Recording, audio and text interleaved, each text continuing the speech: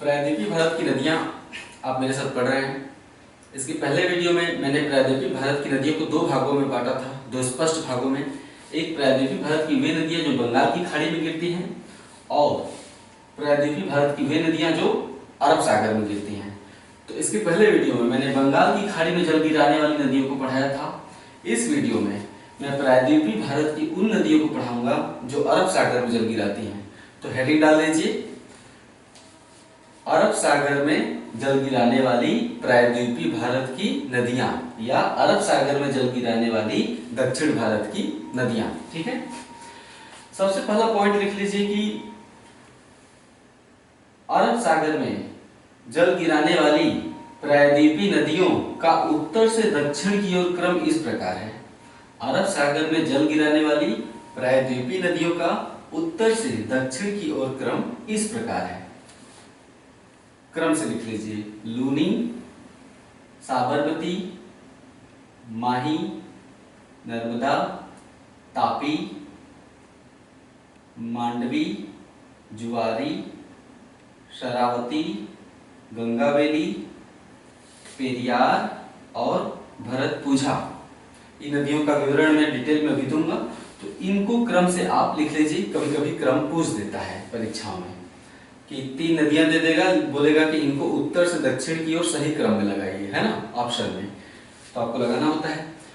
तो आइए प्रायद्वीपीय भारत की नदियों को एक एक करके पढ़ने से पहले कुछ महत्वपूर्ण तथ्यों को पहले ही लिख लीजिए, जहां से एग्जाम में सवाल बार बार आते हैं, है ना। कुछ कॉमन तथ्य होते हैं।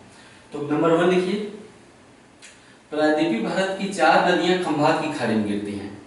जो अरब सागर है, अरब सागर का ये गुजरात के दक्षिण में जो सकरा भाग है, गुजरात के दक्षिण में जो सकरा भाग है उसे हम खंभात की खाड़ी कहते हैं। पता ही आपको, पहले वीडियो में सारा पढ़ चुके हैं आप। तो प्रायद्वीपीय भारत की 4 नदियां खंभात की खाड़ी में गिरती हैं। इनका नाम लिख लीजिए, साबरमती, माही, नर्मदा और तापी। ये चारों नदियां खंभात की खाड़ी में गिरती हैं। ठीक है, दूसरा पॉइंट लिखिए, प्रायद्वीपीय भारत की लूनी नदी समुद्र तट तक नहीं पहुंच पाती है। लूनी नदी समुद्र तट तक पहुंचने से पहले ही कच्छ के रन में, अर्थात रन मतलब दलदल होता है, दलदल, अर्थात कच्छ के दलदल में विलीन हो जाती है। समुद्र तट तक पहुंचने से पहले ही कच्छ के दलदल में विलीन हो जाती है। अगला पॉइंट, नर्मदा और तापी नदियां प्रायद्वीपीय भारत की अरब सागर में जल गिराने वाली नदियों में से नर्मदा और तापी नदियां भ्रंश घाटियों में प्रवाहित होती हैं। नर्मदा भ्रंश घाटी सतपुड़ा पहाड़ी के उत्तर में है, और तापी भ्रंश घाटी सतपुड़ा पहाड़ी के दक्षिण में है। नर्मदा भ्रंश उत्तर में और तापी भ्रंश सतपुड़ा के दक्षिण में है। ठीक है, नेक्स्ट पॉइंट,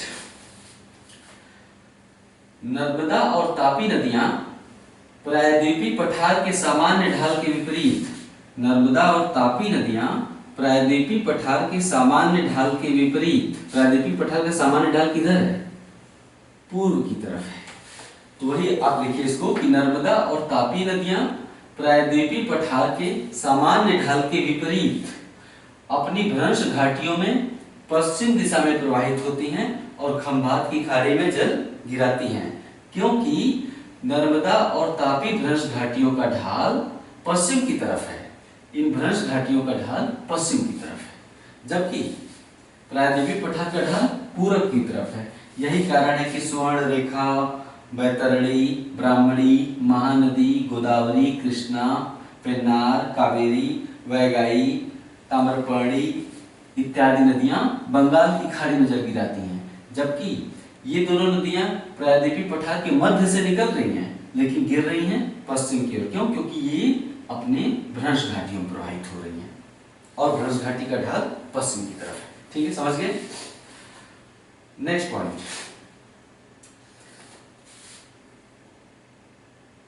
पश्चिमी घाट से बहुत सी छोटी छोटी नदियां निकलकर, पश्चिमी घाट से बहुत सी नदियां निकलकर अरब सागर में गिरती हैं। पश्चिमी घाट से निकलकर अरब सागर में गिरने वाली नदियां बहुत ही छोटी हैं और पश्चिमी घाट का पश्चिमी ढाल चूंकि कगार नुमा खड़ा है पश्चिमी घाट का पश्चिमी ढाल चूंकि कगार नुमा खड़ा है, इसलिए पश्चिमी घाट से निकलने वाली नदियां जो अरब सागर में गिरती हैं बहुत ही तीव्र ढलानों से बहती हैं। तीव्र ढलानों से बहने के कारण ये नदियां बहुत ही प्रपाती हैं, अर्थात झरनों या प्रपातों का निर्माण करती हैं, जलप्रपातों का। ओके, यानी पश्चिमी घाट से निकलकर जो नदियां अरब सागर में गिरती हैं वो कगार के सहारे बहती हैं, बहुत तीव्र ढाल के सहारे। इसके चलते ये प्रपाती हैं, अर्थात बहुत सारे यहाँ झरनों का निर्माण होता है, प्रपातों जल प्रपातों का निर्माण हो जाता है प्राकृतिक रूप से।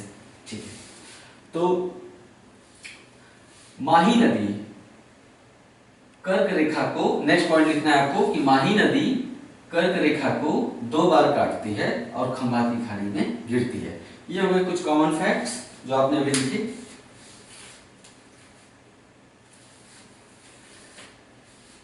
अब आप पहला हेडिंग डालिए, लूनी नदी।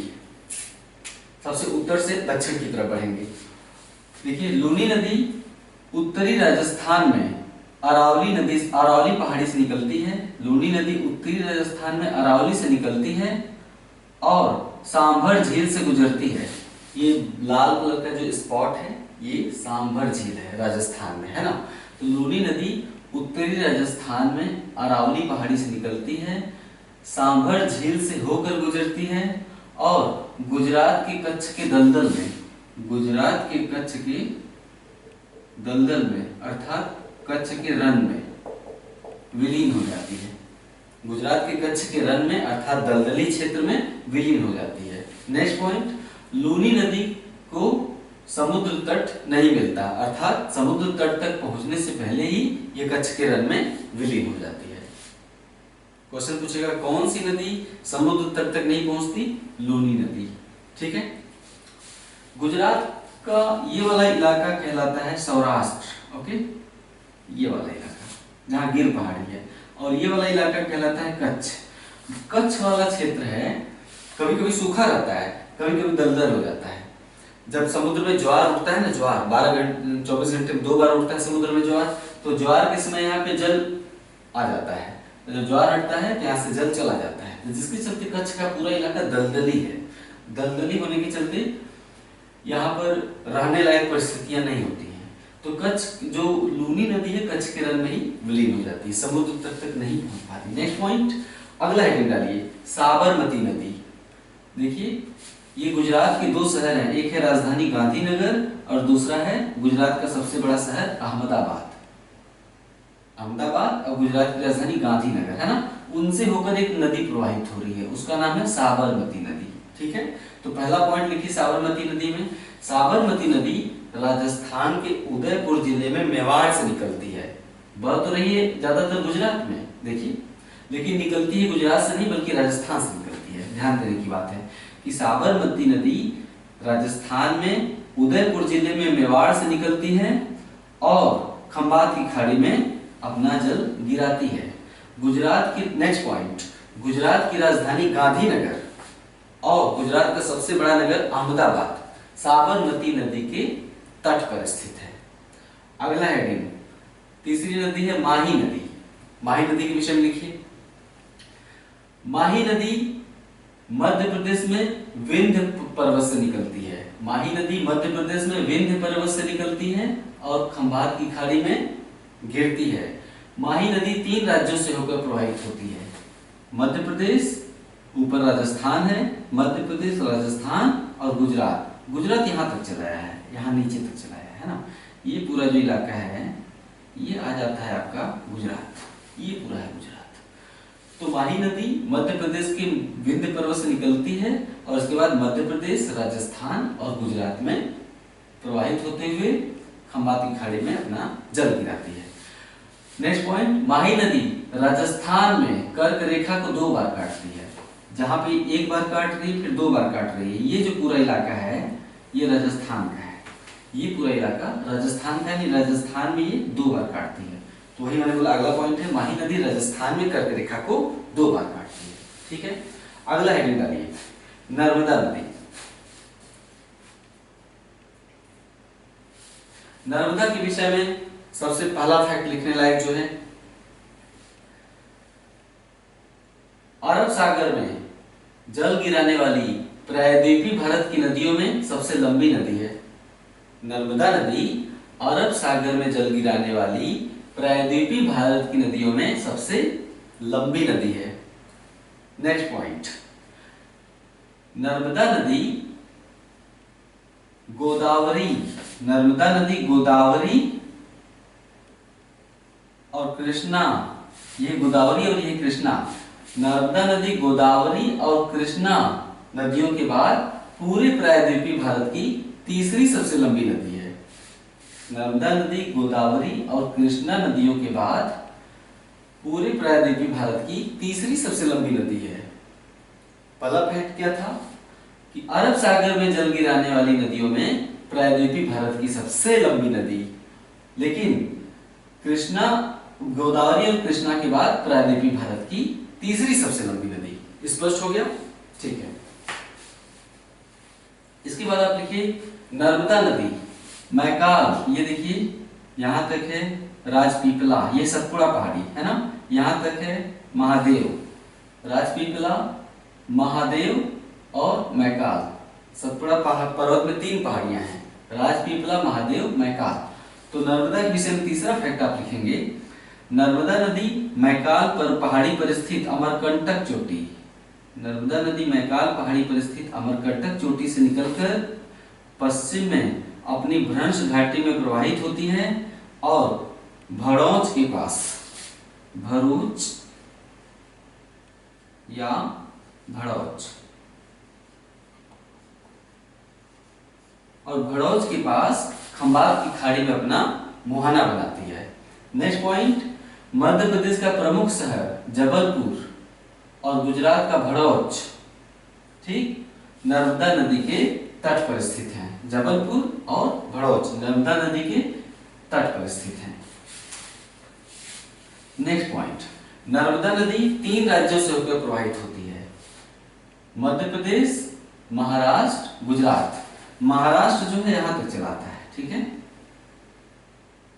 महाराष्ट्र आपका यहां तक चलाता है, ये काले रंग की रेखा देख रहे हैं, तो उत्तर में यहां तक चलाता है महाराष्ट्र। ये तो हो गई गुजरात वाली रेखा है ना, ये हो गई आपकी गुजरात वाली रेखा, और ये हो गई महाराष्ट्र वाली रेखा। देखिए साफ साफ है ना। नर्मदा नदी मध्य प्रदेश, महाराष्ट्र और गुजरात 3 राज्यों में प्रवाहित होती है। साफ साफ दिख रहा है, मध्य प्रदेश, महाराष्ट्र और गुजरात। ओके, नर्मदा नदी की सर्वाधिक लंबाई मध्य प्रदेश में है, नर्मदा की सर्वाधिक लंबाई मध्य प्रदेश में है। नेक्स्ट पॉइंट, नर्मदा नदी जबलपुर में भेड़ा घाट के चट्टानों में, नर्मदा नदी जबलपुर में नहीं, जबलपुर के पास, नर्मदा नदी जबलपुर के पास भेड़ा घाट एक स्थल है, भेड़ा घाट की संगमरमर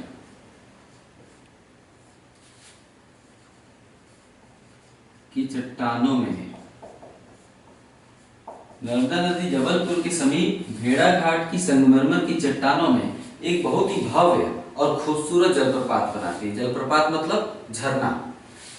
जब ये धरातल है और ये ऊंचे उठे हुए पठार है, ओके, कोई नदी इस पे जब बहती हुई आ रही है और यहाँ से ऐसे गिरती है ना, उसका जल जब यहाँ पे ऐसे गिरता है नीचे धरातल तक, हालांकि यहाँ पे धरातल समतल नहीं रह जाता, धरातल और गड्ढा हो जाता है। क्यों? क्योंकि नदी लगातार गिरते गिरते इसे यहाँ पे गड्ढा कर देती है, तो नीचे क्या बन जाता है? तालाब। नीचे तालाब बन जाएगा, है ना। जहां भी झरना गिरता है, झरने के नीचे तालाब पाए जाते हैं, झील नुमा, तालाब नुमा। क्यों? क्योंकि नदी जब गिरती है तो यहाँ पे गड्ढा बना देती है, अपने लिए गड्ढा बना देती है, तो उसमें लोग अक्सर झरने के बगल में तैरते हुए नजर आते हैं। आप भी ऐसी जगहों पे गए होंगे, मिर्जापुर में, इलाहाबाद में, तमाम ऐसे जगह हैं, सोनभद्र में, छोटे छोटे आसपास के इलाकों में आप देखे होंगे कि वहां पे जहाँ पे झरना गिरता है लोग नहाते हैं, नीचे तालाब होता है। ये तालाब कौन बनाया है? नदी बना देती है, गिर गिर की गड्ढा बना देती है ना। तो ये इसे हम कहते हैं जलप्रपात। जो यहाँ से ये किनारे वाला पॉइंट, यहाँ पे धरातल खत्म हो जाता है तो नदी ऊंचाई से गिरती हुई, तो ये स्थल का नाम है भेड़ा घाट। ये जो चट्टान है ना, ये पूरा चट्टान ये सफेद रंग का है। क्यों? क्योंकि ये चट्टान संगमरमर की बनी हुई है। तो सोचिए एक तो संगमरमर की चट्टान चारों तरफ, दूसरे नदी जब गिरती है झरना बनाकर तो उसका रंग एकदम दुधिया हो जाता है, दुधिया व्हाइट। एक तो संगमरमर की चट्टान, ऊपर से नदी का झरना, बहुत ही खूबसूरत नजारा हो जाता है वहां पे। तो जबलपुर, नर्मदा नदी जबलपुर के समीप भेड़ाघाट की संगमरमर की चट्टानों में एक बहुत ही सुंदर जलप्रपात बनाती है, जिसे हम क्या कहते हैं, धुआंधार जलप्रपात।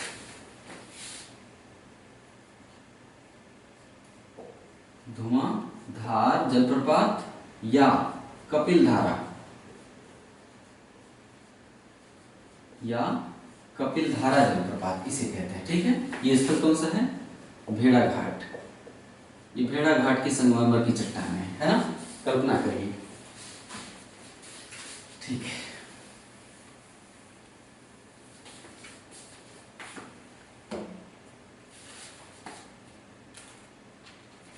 नेक्स्ट नर्मदा नदी खत्म। नेक्स्ट डालिए तापी नदी, है ना। तापी नदी जो है निकलती है महादेव पहाड़ी से। तापी नदी, ये देखिए यहाँ पे राजपीपला है, महादेव, महादेव पहाड़ी पर यहाँ पर एक पठार है, महादेव पहाड़ी से लगा हुआ, उसके दक्षिण में यहाँ पर एक पठारी क्षेत्र है ना। महादेव पहाड़ी के दक्षिण में यहाँ पर एक पठारी क्षेत्र है, इसे हम कहते हैं बैतूल का पठार। मध्य प्रदेश में ही पड़ता है, बैतूल का पठार मध्य प्रदेश में ही पड़ता है। ठीक है, महादेव पहाड़ी के पास है। तो तापी नदी में पहला पॉइंट लिखिए, तापी नदी महादेव पहाड़ी से लगे हुए बैतूल पठार।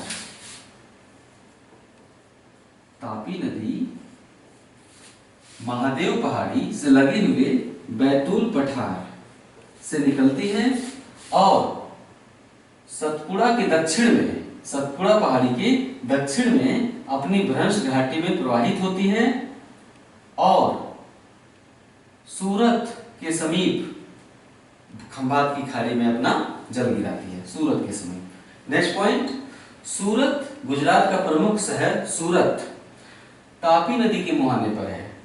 गुजरात का प्रमुख शहर सूरत तापी नदी के मुहाने पर है, जबकि लिख लीजिए, जबकि भड़ौच नर्मदा नदी के मुहाने पर है। ओके, अक्सर कंफ्यूजन हो जाता है, पूछता है कि सूरत किस नदी के मुहाने पर है, ऑप्शन दे दिया है ना, ऑप्शन दे दिया नर्मदा, तापी, माही, साबरमती।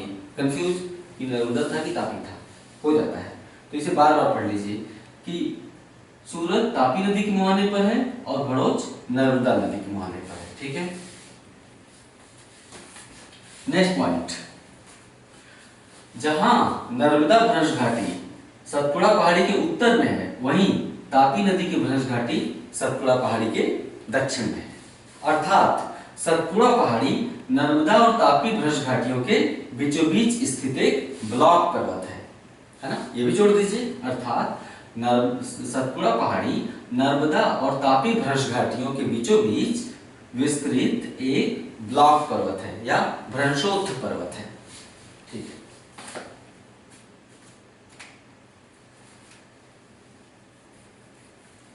नेक्स्ट पॉइंट, अरब सागर में मुहाना बनाने वाली या अरब सागर में जल गिराने वाली प्रायद्वीपीय भारत की नदियों में तापी दूसरी सबसे लंबी नदी है। ऐसे लिख सकते हैं या ऐसे भी लिख सकते हैं कि अरब सागर में जल गिराने वाली प्रायद्वीपीय भारत की नदियों में नर्मदा नदी के बाद तापी दूसरी सबसे लंबी नदी है ना। ठीक है, नेक्स्ट पॉइंट, नर्मदा नदी की भांति तापी नदी भी 3 राज्यों से बहती है। नर्मदा की भांति, तुलना करते हुए, चलिए तुलना करते हुए लिखेंगे, अच्छा रहेगा, याद हो जाता है। नर्मदा की भांति तापी नदी भी 3 राज्यों से प्रवाहित होती है। उन्हीं 3 राज्यों से, मध्य प्रदेश, महाराष्ट्र, गुजरात, है ना। देखिए, मध्य प्रदेश, महाराष्ट्र, गुजरात, 3 राज्यों से प्रवाहित होती है। ठीक है, गुजरात में उकाई, गुजरात में 2 जल विद्युत परियोजनाएं बहुत ही फेमस हैं, उकाई और काकरापार। हालांकि काकरापार में परमाणु रिएक्टर भी है, लेकिन काकरापार में जल विद्युत का उत्पादन भी होता है। जल विद्युत का उत्पादन कैसे किया जाता है, एक चैप्टर आएगा भूगोल में, ऊर्जा परिदृश्य। उसमें हम बताएंगे कि भारत में ऊर्जा उत्पादन कैसे होता है, उसका स्रोत क्या है, उत्पादन कैसे किया जाता है, उसका मैकेनिज्म क्या है, कितने तरह का होता है, ताप विद्युत कैसे उत्पादित किया जाता है, जल विद्युत कैसे, जल संयंत्र स्थापित कैसे किए जाते हैं, वो सब कुछ हम बताएंगे। फिर आप यहाँ पे इतना जानिए कि गुजरात में उकाई और काकरापार जल विद्युत परियोजनाएं, जल विद्युत परियोजनाएं तापी नदी पर ही स्थित हैं। गुजरात में उकाई और काकरापार जल विद्युत परियोजनाएं तापी नदी पर ही स्थित हैं। अगला हेडिंग डालिए,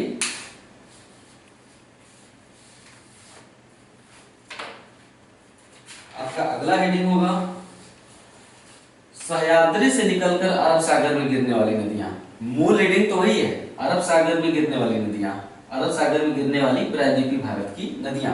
लेकिन मूल हेडिंग के अंदर एक और हेडिंग डाल दीजिए कि सह्याद्री अर्थात पश्चिमी घाट से निकलकर अरब सागर में गिरने वाली नदियां। ठीक, इसमें सबसे पहले आप ये लिख लीजिए कि सह्याद्री अर्थात पश्चिमी घाट से निकलकर अरब सागर में गिरने वाली नदियां बहुत ही छोटी छोटी हैं। दूसरे, ये बहुत ही तीव्र गति से प्रवाहित होती हैं, इनका वेग बहुत ही तीव्र है, अर्थात पश्चिमी घाट से निकलकर अरब सागर में गिरने वाली नदियां बहुत ही छोटी हैं और साथ ही बहुत ही तीव्रगामी हैं, छोटी हैं और तीव्रगामी हैं। ठीक है, क्यों? उसी में आगे जोड़िए, क्योंकि पश्चिमी घाट का पश्चिमी ढाल, क्योंकि पश्चिमी घाट का पश्चिमी ढाल कगारनुमा है। देखिए, जो प्रायद्वीपीय भारत का पूर्वी ढाल कगारनुमा नहीं है, ये धीरे धीरे इसका ढाल नीचे आता है, लेकिन पश्चिमी घाट का जो पश्चिमी ढाल है वो बिल्कुल कगारनुमा है, जिस कारण, लिखते जाइए, जिस कारण पश्चिमी घाट से पश्चिमी तट की तरफ निकलने वाली नदियां बहुत ही तीव्र ढाल से होकर प्रवाहित होती हैं। यही कारण है कि पश्चिमी घाट से निकलकर अरब सागर में गिरने वाली नदियां बहुत ही तीव्रगामी हैं। क्यों? क्योंकि खड़े ढाल पर प्रवाहित होती हैं, खड़े ढाल पर बिल्कुल प्रवाहित होती हैं। ठीक है, ठीक है।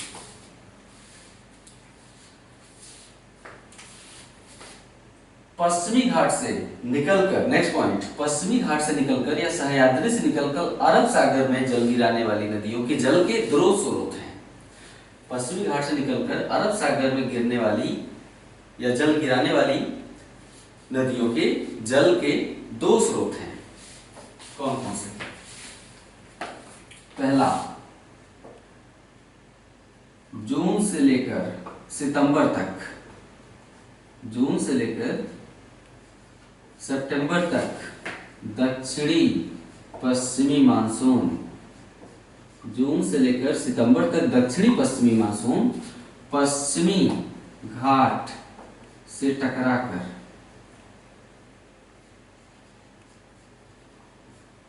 खूब वर्षा करता है,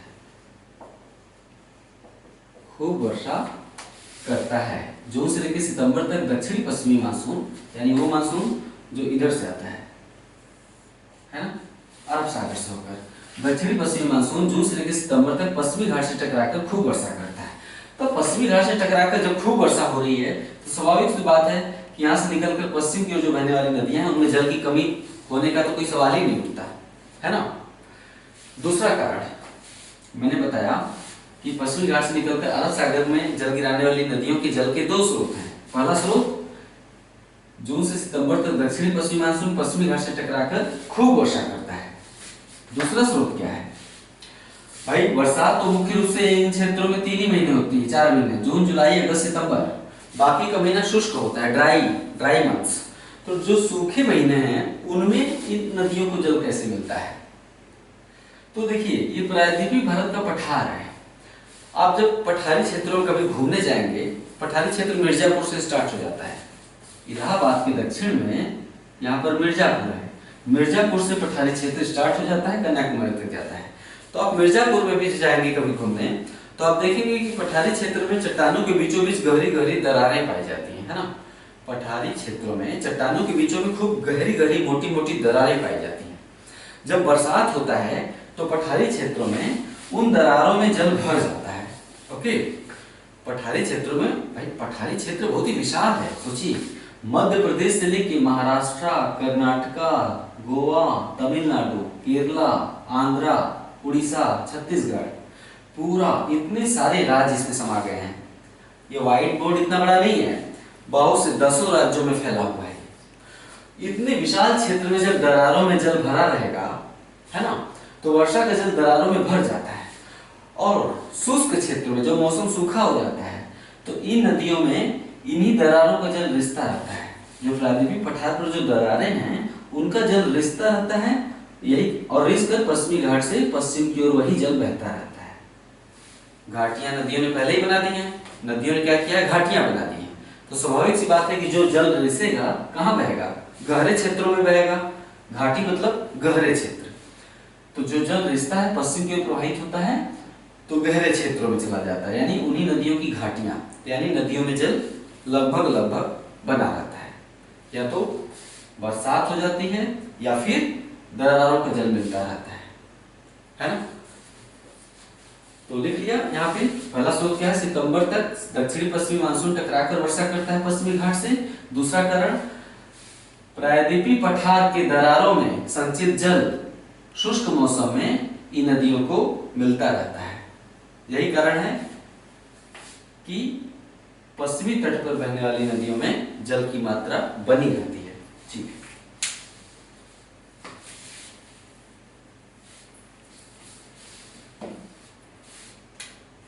अब आप लिखिए, सह्याद्री से निकलकर अरब सागर में जल गिराने वाली नदियां इस प्रकार हैं। पहला, गुजरात में, इनका नाम जान लीजिए। गुजरात में है शतरंजी और मादर,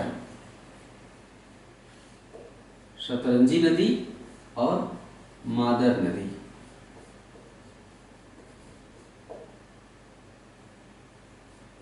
है ना, गुजरात में दो नदियां हैं, शतरंजी और मादर। यहाँ क्योंकि पश्चिमी घाट पूरा उत्तर तक चला है यहाँ तक, और यहाँ गिर की पहाड़ियों के रूप में भी एक तरह से कुछ पहाड़ियां हैं। तो गुजरात में जो छोटी नदियां निकलती हैं इन चट्टानों से, उन्हें हम कहते हैं शतरंजी और मादर। दूसरा है गोवा में। महाराष्ट्र में कोई उल्लेखनीय नदी ऐसी नहीं है जो कि पश्चिमी तट पर बहती है ना। उसके बाद गोवा में आ जाते हैं। गोवा में मांडवी और जुआरी। गोवा में मांडवी और जुआरी दो नदियां हैं। ये हमने गोवा बनाया, गोवा की राजधानी पणजी है ना। गोवा की राजधानी पणजी, पणजी के उत्तर में मांडवी प्रवाहित हो रही है और दक्षिण में जुआरी नदी। तो अगला पॉइंट ये लिखना है कि गोवा की राजधानी पणजी मांडवी नदी के तट पर है। गोवा की राजधानी पणजी मांडवी नदी के मुहाने पर है या तट पर है। ये हो गया। उसके बाद अगला आप देखिए, कर्नाटक में।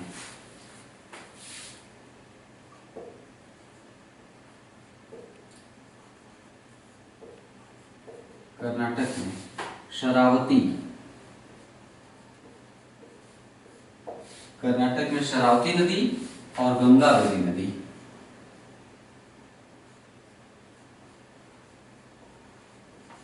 कर्नाटक में शरावती नदी और गंगावती नदी। ठीक है, इसके बाद आप अगला लिखिए, केरला में। केरला में है भरतपुझा नदी, भरतपुझा नदी और पेरियार नदी। एक नदी और है, उसका नाम है पांबा नदी। भरतपुझा, पेरियार और पांबा नदी, ये है केरला में। यही भी लिख लीजिए, केरला के अंतर्गत ही। अगला पॉइंट लिखिए केरला में कि भरतपुझा केरला की सबसे लंबी नदी है। भरतपुझा केरला की सबसे लंबी नदी है। नेक्स्ट पॉइंट, पेरियार केरला की दूसरी सबसे लंबी नदी है। ठीक, पूछता है, ये पूछा जा चुका है, केरला की सबसे लंबी नदी कौन है। नाम सुनने में सबसे ज्यादा फेमस पेरियार है, तो आमतौर पे लोग पेरियार चुन लेते हैं, इसीलिए सवाल बार बार पूछा जाता है। सबसे लंबी नदी केरला की भरतपुझा है। ठीक है, अब इन नदियों के विषय में कुछ खास बातें हैं।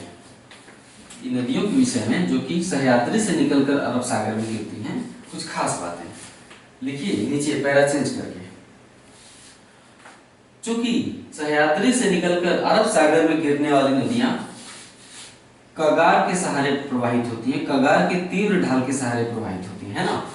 पश्चिमी घाट के कगार के सहारे तीव्र ढाल पर प्रवाहित होती हैं, जिस कारण पश्चिमी तट पर बहने वाली नदियां बहुत ही प्रपाती हैं।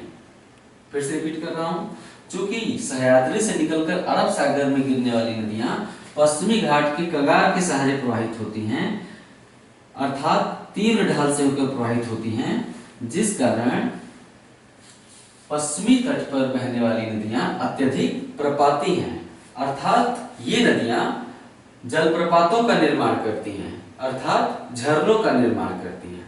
उदाहरण के लिए कर्नाटक में शरावती नदी पर, यहाँ पर ये शरावती नदी है कर्नाटक का। उदाहरण के लिए कर्नाटक में शरावती नदी पर जोग जलप्रपात, जोग जल प्रपात, इसे गरसोपा, जोग जलप्रपात को गरसोपा या महात्मा गांधी, गरसोपा या महात्मा गांधी जलप्रपात भी कहते हैं। तीन नाम है, जोग जलप्रपात, गरसोपा जलप्रपात या महात्मा गांधी जलप्रपात। ठीक है, किस नदी पर है? कर्नाटक में शरावती नदी पर है। क्यों है? क्योंकि मैंने बताया कि कगार के सहारे नदियां बहती हैं, इसलिए यहाँ पर नदियां प्रपाती हैं, अर्थात झरनों का निर्माण करती हैं, जलप्रपातों का निर्माण करती हैं। उदाहरण के लिए कर्नाटक में शरावती नदी पर जोग जलप्रपात। ठीक है, आप में इतना स्किल तो होगा ही। ठीक है, अधिकतर लोग तेज तर्रार हैं, कमेंट से पता चलता है, लेकिन कुछ लोग बिल्कुल नए हैं। कोई भी मंद नहीं होता है और कोई भी तेज नहीं होता है, सभी लोग एक जैसे ही होते हैं। किसी ने तैयारी हाल ही में प्रारंभ की है, कोई बहुत दिनों से पढ़ रहा है ना, तो उसके चलते लोगों में अंतर आ जाता है। कोई बात को तुरंत पकड़ लेता है, कोई थोड़ा सा देर से पकड़ता है, बिकॉज उसने अभी हाल ही में स्टडी स्टार्ट कर दी है। तो इसमें कोई दोष वाली बात नहीं है। तो मैं आपसे ये पूछना चाहता हूँ कि मैं जो लिखवाता हूँ, सारे जो बोलता हूँ, उसे सुनकर लिखने की निपुणता आप में है या नहीं है? क्या मैं गलत ढंग से बोलता हूँ? क्या मैं ऐसे बोलता हूँ कि आप उसे लिखने में सक्षम नहीं हो पाते हैं? तो मैं और सरल रूप में बोलूं, आप कमेंट करके बताइएगा। और अगर आप मैं जो बोल रहा हूं उसे लिखने में सक्षम है तो वो भी बताइएगा। ठीक है, हाँ, तो ये हो गया कि अधिकतर नदियां यहाँ की जलप्रपाती हैं। तो आपने भी लिखा कि उदाहरण के लिए शरावती, कर्नाटक में शरावती नदी पर जोग जलप्रपात। अगला पॉइंट इसमें लिखिए, जोग जलप्रपात की ऊंचाई 271 मीटर है। नोट लिखिए, उसी के नीचे नोट लिख दीजिए ऐसे। नोट में कुछ खास बात है। एक सवाल आता है कि भारत का सबसे ऊंचा जलप्रपात कौन सा है? इसमें लड़के अक्सर कंफ्यूज हो जाते हैं। कुछ लोग कहते हैं जोग जलप्रपात, कुछ कहते हैं कुंचिकल जलप्रपात। कुंचिकल, हम दोनों का नाम यहाँ पे लिख दें।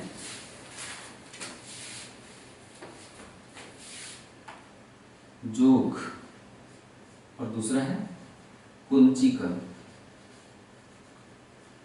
हम जलप्रपात टॉपिक अलग से पढ़ाएंगे, घबराने वाली बात नहीं है। जलप्रपात का एक अलग अध्याय होगा। यहाँ तो शरावती नदी पर है इसलिए मैंने बता दिया। ठीक है, तो ये दोनों ही ऊंचे हैं। अंतर कैसे है? दोनों अलग अलग मायनों में ऊंचे हैं। देखिए मैंने बताया ना कि ये है चट्टानी क्षेत्र, है ना, यहाँ पर अचानक ढाल आ गया और ये है धरातल नीचे का, यहाँ पे झरना गिरता है, नदी बहती हुई आती है और यहाँ पे जल गिराती है ना, नदी बहती हुई आती है और यहाँ पे अपना जल गिरा देती है ना, इसमें जल भरा जाता है। ठीक है, ये तालाब बन जाता है नीचे। तो ये जो नदी ऊपर से नीचे तक गिर रही है, इसकी ऊंचाई कहां से कहां तक है? यहां से लेकर यहां तक, है ना। इसकी ऊंचाई कहां से कहां तक? यहां से लेकर यहां तक। ये है प्रपात की ऊंचाई। देखिए यहां से लेकर यहां तक, ये प्रपात की ऊंचाई है, प्रपात की, है ना। ये भूभाग की ऊंचाई नहीं बता रहा हूं, समझिए। जैसे प्रायद्वीपीय भारत का पठार है, हिमालय क्या है, प्रायद्वीपीय भारत के पठार से भी ऊंचा है। हिमालय प्रायद्वीपीय भारत के पठार से भी ऊंचा है। हिमालय की औसत ऊंचाई 6000 मीटर है, जबकि प्रायद्वीपीय भारत के पठार की ऊंचाई 800 मीटर है औसत ऊंचाई। तो ये पहले तो आश्चर्य वाली बात है कि सर्वाधिक ऊंचा जलप्रपात प्रायद्वीपीय भारत के पठार पर कैसे हो सकता है। ये तो हिमालय पर होना चाहिए क्योंकि हिमालय ज्यादा ऊंचा है। दो बातें हैं, एक तो हो गया जलप्रपात की ऊंचाई, है ना, और दूसरा हो गया भूभाग की ऊंचाई। इसको हम यहाँ पे बना देते हैं। एक हो गया जलप्रपात की ऊंचाई और दूसरा हो गया भूभाग की ऊंचाई। तो इसको ऐसे लिखेंगे कि एक मिनट, भारत का सबसे ऊंचा सीधा गिरने वाला झरना, भारत का सबसे ऊंचा सीधा गिरने वाला झरना, यानी इसकी जो धार यहां से शुरू होती है और यहां पे खत्म होती है, भारत का सबसे ऊंचा सीधा गिरने वाला झरना जोग है। भारत का सबसे ऊंचा सीधा गिरने वाला झरना जोग जलप्रपात है, ठीक है। लेकिन भारत का सबसे ऊंचाई पर स्थित प्रपात, लेकिन भारत का सबसे ऊंचाई पर स्थित जलप्रपात कुंचिकल है। ये सीधा नहीं गिरता है। मान लेते हैं कि यहां से गिरा, ठीक है, लेकिन इसकी ऊंचाई देखिए यहां से लेकर यहां तक, यहाँ पे खत्म हो गया, फिर आगे बढ़ा, यहां से फिर गिरा, है ना, फिर खत्म हो गया, फिर यहां से फिर गिरा, फिर खत्म हो गया, यानी 3 अलग अलग जगहों पे गिरा है, यहाँ पे, यहाँ पे, यहाँ पे, यहाँ पे। ये देखिए कुंचिकल सबसे ऊंचाई पर स्थित जलप्रपात है। शब्दों के अर्थ को समझिए। कुंचिकल जलप्रपात गिरते हुए यहां तक आ रहा है और यहां से गिरना स्टार्ट किया। कुंचिकल भारत का सबसे ऊंचाई पर स्थित जलप्रपात है, यानी बहुत ऊंचा है, लेकिन उसका जो जलधार है, जलप्रपात की ऊंचाई कम है, इतना ही है, देखिए यहां से लेकर यहां तक, है ना। जबकि जोग देखिए भले ही बहुत ऊंचाई पर नहीं है, लेकिन जलप्रपात काफी ऊंचा है। जो बहुत ऊंचा नहीं है, लेकिन उसका जो जलप्रपात है, जो जलधार है, उसकी लंबाई इसकी अपेक्षा अधिक है। यानी कुंचिकल भारत का सबसे ऊंचाई पर स्थित जलप्रपात है। सबसे ऊंचाई पर स्थित, भारत का सबसे ऊंचाई पर स्थित जलप्रपात कुंचिकल, लेकिन भारत का सबसे ऊंचा जलप्रपात जोग। जब भी प्रश्न पूछा जाए तो इस अर्थ को समझ लीजिएगा कि भारत का सबसे ऊंचा जलप्रपात पूछ रहा है तो जो भारत का सबसे ऊंचाई पर स्थित जलप्रपात कुंचिकल, या फिर इस तरह के शब्दों का प्रयोग कर सकता है कि भारत का सीधा गिरने वाला सबसे ऊंचा झरना, सबसे ऊंचा जलप्रपात। तो देखिए सीधा गिरने वाला सबसे ऊंचा जोग है। समझ गए? इसको आप अपने शब्दों में लिख दीजिए। नेक्स्ट और अंतिम पॉइंट ये है कि सह्याद्री से निकलकर अरब सागर में जल गिराने वाली नदियां चूंकि अत्यधिक प्रपाती हैं, सह्याद्री से निकलकर अरब सागर में जल गिराने वाली नदियां चूंकि अत्यधिक प्रपाती हैं, इसलिए यहाँ पर जल विद्युत उत्पादन की संभावना बहुत अधिक है। जल विद्युत उत्पादन की संभावना वही अधिक होती है जहां नदी का जल ऊंचाई से गिरता हो झरने के रूप में। जब नदी का जल ऊंचाई से झरने के रूप में गिरता है तो वो एक फोर्स लगाता है। आप कहीं ऊंचाई से झरना गिर रहा हो, उसके नीचे खड़े हो जाइए, बचना मुश्किल हो जाएगा। क्यों? क्योंकि ऊपर से जो जल गिर रहा है इतने फोर्स के साथ गिर रहा है कि मानव शरीर उसके आगे कुछ नहीं है ना। वो तो चट्टानों को भी भेद देता है, तो मानव शरीर तो उसके आगे बहुत ही नाजुक और मुलायम है। तो ऊपर से गिरता हुआ जो जल होता है उसमें ताकत होती है, फोर्स होता है। उस फोर्स के सहारे हम यहाँ पर जो जल एक बिजली पैदा करने वाली जो मशीन होती है, टरबाइन कहते हैं। क्या कहते हैं? टरबाइन। तो टरबाइन यहाँ लगा देते हैं, उसमें पंखे होते हैं, है ना। ये जल जब गिरता है तो पंखों को घुमाता है। जल जब ऊंचाई से गिरता है तो पंखों को घुमाता है, और जब पंखे घूमेंगे तो अंदर विद्युत चुंबकीय क्षेत्र होता है। ये एक मशीन है, अंदर विद्युत चुंबकीय क्षेत्र होता है। वो जितना ही तेजी से और देर तक घूमेगा अंदर बिजली पैदा होगी। वास्तव में टरबाइन की इस पंखे को घुमाने के लिए ही जल का प्रयोग किया जाता है। ताप विद्युत में कोयला जलाया जाता है, कोयला जलाकर ताकत पैदा की जाती है और इस टरबाइन को घुमाया जाता है। समझ रहे हैं? यानी जल विद्युत में जल के द्वारा घुमाया जाता है टरबाइन को, ताप विद्युत में कोयला जलाकर घुमाया जाता है ना। अब पेट्रोल जलाकर भी बिजली बना सकते हैं, लेकिन किस काम का? पेट्रोल इतना महंगा है, उससे बिजली बनाएंगे तो उसका बिल बहुत ज्यादा हो जाएगा। तो जबकि पानी का कोई पैसा नहीं लगता, पानी मुफ्त में पहाड़ों पर बहता है, ऊंचाई से गिरता है, बढ़िया मौका मिला, चलो ऊंचाई से गिर रहा है, नीचे टरबाइन लगा दो, पंखे घूमते रहेंगे और हमको हमारा पंखा कमरे में चलता रहेगा, है ना, समझ गया। तो चूंकि सह्याद्री से निकलकर अरब सागर में गिरने वाली नदियां बहुत ही प्रपाती हैं, इसलिए ये यहाँ की नदियां जल विद्युत उत्पादन के अनुकूल है। यही कारण है कि पश्चिमी तट के क्षेत्रों में अनेक जल विद्युत संयंत्रों का विकास हुआ है, अनेक जल विद्युत संयंत्र, अनेक वाटर पावर प्लांट यहाँ पर स्थापित किए गए हैं। ये हो गया लास्ट पॉइंट। प्रायद्वीपीय भारत की नदियां खत्म, हिमालय से निकलने वाली नदियां पहले हो गई, प्रायद्वीपीय भारत की सभी नदियां खत्म, चाहे बंगाल की खाड़ी में गिरने वाली हो, चाहे अरब सागर में। इसके अलावा भी नदियों से कुछ अलग तरह के सवाल भी कभी कभी पूछे जाते हैं, जैसे प्रतिरूप, नदियों के प्रतिरूप से कुछ सवाल पूछे जाते हैं। इसके अलावा छोटे विसरे जो तथ्य हैं नदियों से वो, और नदियों के प्रतिरूप से जो बातें पूछी जाती हैं वो अगले वीडियो में होगा। छोटा सा वीडियो होगा, वो मुश्किल से 7 या 8 मिनट का होगा। उसके बाद हम नदी क्रॉस कर जाएंगे। अगला चैप्टर कौन सा होगा? नहीं, मानसून नहीं, अगला चैप्टर होगा, मुझे पता है आपको मानसून का इंतजार है, दक्षिणी पश्चिमी मानसून या फिर क्लाइमेट। क्लाइमेट एक दो तीन वीडियो बाद आएगा। नदियों के बाद अगला चैप्टर होगा जलप्रपात, जलप्रपात और झरना, झील, लेक्स। जलप्रपात और लेक्स संभव है एक ही वीडियो में बना दूं, और उसके बाद तब शुरू होगा आपका मानसून, क्लाइमेट। तो आज ये खत्म हुआ नदियां, ठीक है। जुड़े रहिए, अपने कमेंट से आप हमें हमेशा प्रोत्साहित करते हैं, वो हमेशा करते रहिए। मैं पढ़ता हूँ, आजकल मुझे समय काफ़ी कम मिल रहा है, इसके चलते मैं रिप्लाई कम कर पा रहा हूँ लोगों का, लेकिन मुझे आपके कमेंट्स का बहुत ही बेसब्री से इंतजार रहता है। तो ठीक है, इसी तरह जुड़े रहिए। नमस्कार।